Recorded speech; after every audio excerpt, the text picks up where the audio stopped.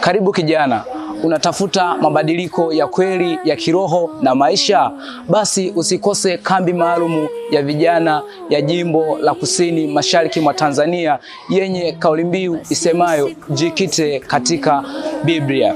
Kambi hilo litafanyika Makulunge, ni tarehe 13 hadi tarehe 21 Juni 2026.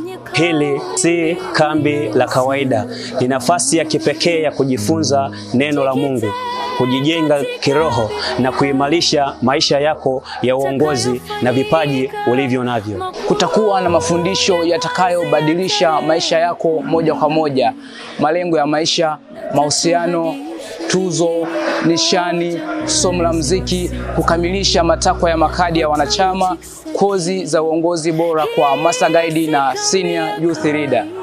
Na si hayo tu, furahia pia burudani na vipaji kupitia muziki, michezo na shughuli mbalimbali za kuvutia na kupanda farasi.